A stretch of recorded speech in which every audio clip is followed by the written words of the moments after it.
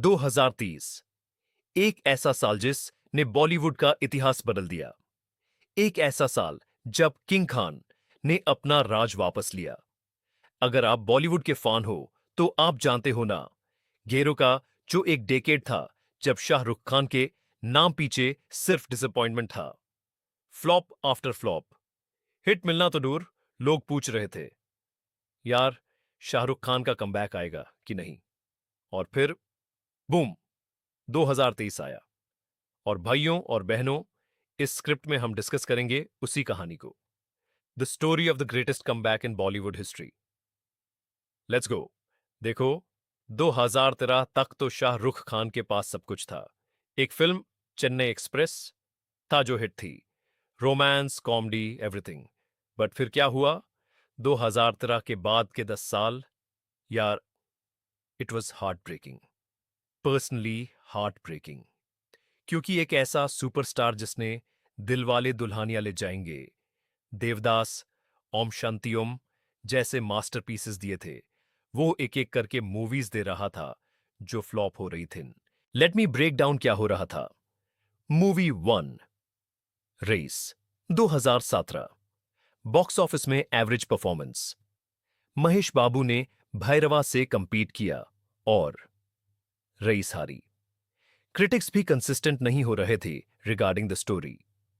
Movie two, Jab Harry Met Sejal, 2017। यार, हम सबको याद है, same year, two releases. Jab Harry Met Sejal beautiful film था conceptually, but commercial box office से नहीं, ऑडियंस की एक्सपेक्टेशन से भी फेल हुआ। Movie three, zero, 2018। इसको कितना प्रमोट किया था Anand L Rai, Katrina Kaif, technical brilliance, but flop, massive flop. And SRK, his energy से ही बोर हो गया ऑडियंस। द पैटर्न देखो, इश्यू सिर्फ स्क्रिप्ट्स नहीं थे, इश्यू था कास्टिंग चॉइसेस, डायरेक्शन चॉइसेस और मोस्ट इंपॉर्टेंटली शाहरुख खान का पर्सोना। उन्होंने 2013 के बाद मेनली रोमांस और सॉफ्ट रोल्स ले रहे थे, लाइट हार्टेड स्टोरीज। और जब आप एक सुपरस्टार हो, एस्पेशली एसआर के लाइक प्रेजेंस, तो ऑडियंस एक्सपेक्टेशन अलग होता है। वो कैरेक्टर्स कहीं बड़ा दिखाई नहीं पड़ रहे थे।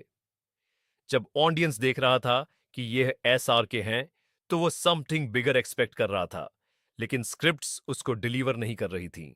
इमेजिन करो, एक ऐसा सुपरस्टार जो 90s और 2000s में डिफाइन किया था बॉलीवुड लव स्टोरी को, वो 2018 टू 2021 तक प्रैक्टिकली डिसअपियर हो गया। सिर्फ कैमियोज दे, सिर्फ अपीयरेंसेस। क्रिकेट में जो टीम अपना स्टार प्लेयर बेंच पे रख दे, वो कैसा लगता है ना।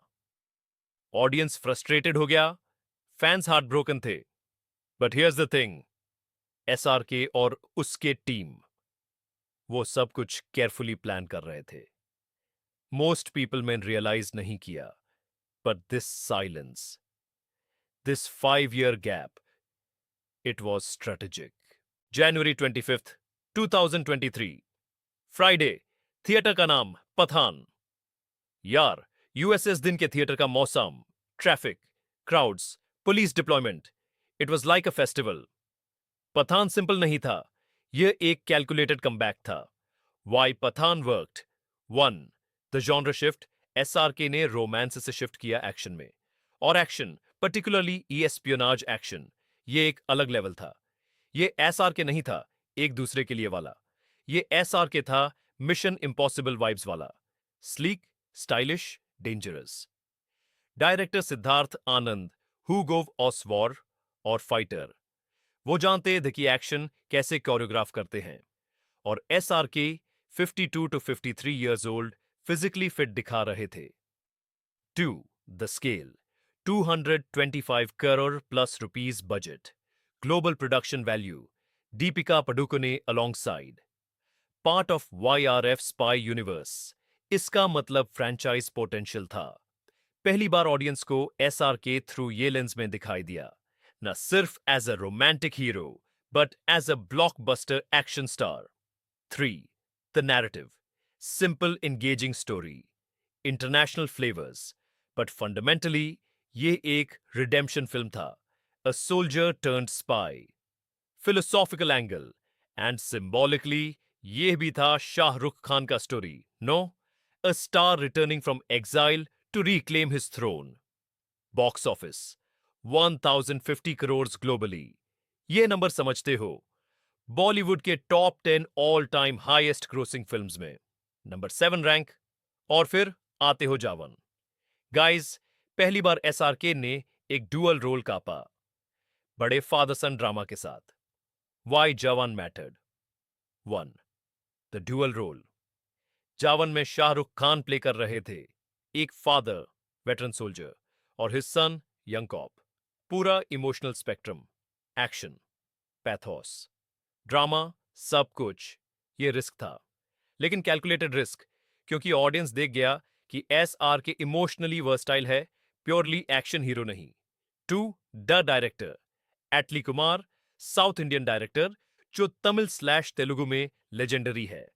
बॉलीवुड में उसका फर्स्ट बिग फिल्म, और नॉर्थ मीट साउथ का यह collagen brought fresh energy, different cinematic language, different action choreography.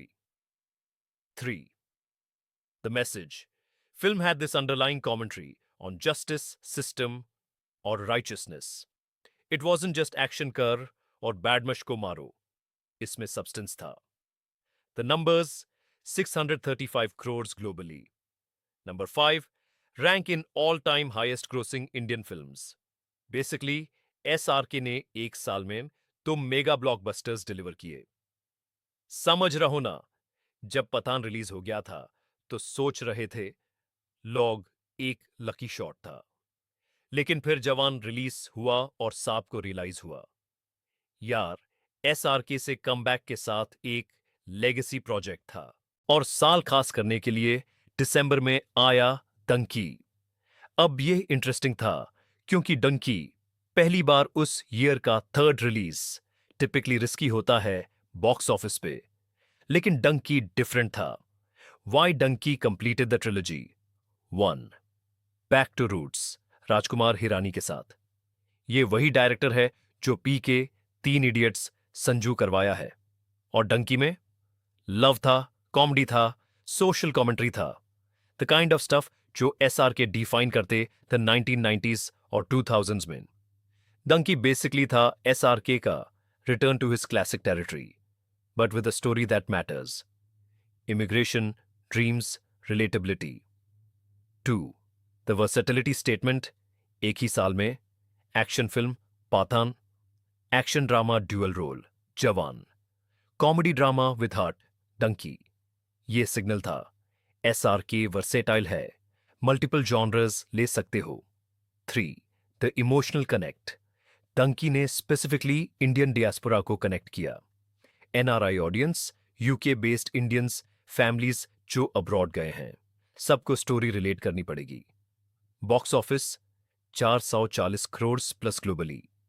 इतना बड़ा नहीं पठान या जवान जितना, but for a third release in 1 year it was solid. The impact of 2023. Guys, ये नंबर्स ज्यादा इंपॉर्टेंट नहीं है, ज्यादा इंपॉर्टेंट था कल्चरल शिफ्ट. 2030 ने प्रूव किया.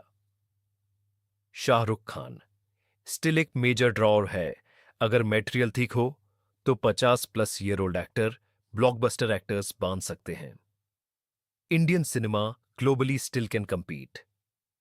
बॉक्स ऑफिस तो एक एंगल है, लेकिन देखो इंटरनेशनल लेवल पे पठान को ग्लोबल रिकॉग्निशन मिला ऑस्कर्स में. नातू नातू तो Indian cinema deserved recognition. American media ने नोटिस किया एसआरके का कमबैक. डंकी कंट्रोवर्सी था रिगार्डिंग रिलीजियस डिपिक्शन, फिर भी उसका ओपनिंग मैसिव था. मतलब ऑडियंस एसआरके को देखने गया था, कंट्रोवर्सीज सेकेंडरी थे. अब क्वेश्चन था, ज्यादा से ज्यादा लोग फेल हो रहे थे, एसआरके क्यों सक्सीड हुआ 2030 में? रीजनिंग, टाइमिंग और एब्सेंस. 5 इयर्स कुछ भी नहीं था, कैमियोस एक्सक्लूड करते हुए. ऑडियंस जेन्युइनली मिस कर रहा था. नोस्टाल्जिया पावरफुल चीज होती है, लेकिन सिर्फ नोस्टाल्जिया से तो नहीं चलती फिल्म. कॉम्बिनेशन था Nostalgia plus quality content plus right genres. Reason 2, strategic choice of directors. Siddharth Anand, proven action director. Atlee Kumar, fresh, innovative. Rajkumar Hirani, safe bet, proven hitmaker. None of them first timers. सबने already blockbusters बनाई दी. Risk calculated था. Reason 3, scale and budget. Each film was mounted on a budget जो बता रहा था. This is a pan India project. International locations, international production value. इससे signal गया जो कि बॉलीवुड स्टिल हैज रिसोर्सेज और एम्बिशन. Reason 4, genre diversification. एक एक्शन फिल्म, एक एक्शन ड्रामा, एक ड्रामा डी. अगर सब एक्शन ही होते तो मोनोनिटी हो जाता. अगर सब रोमांस होते तो again same mistake. Reason 5, the narrative of redemption. ये सबकॉन्शियस लेवल पे भी कनेक्ट किया. SRK, comeback hero characters in films. Also underdogs slash comeback stories. Audience emotionally invested in SRK's journey. Look, I am a fan.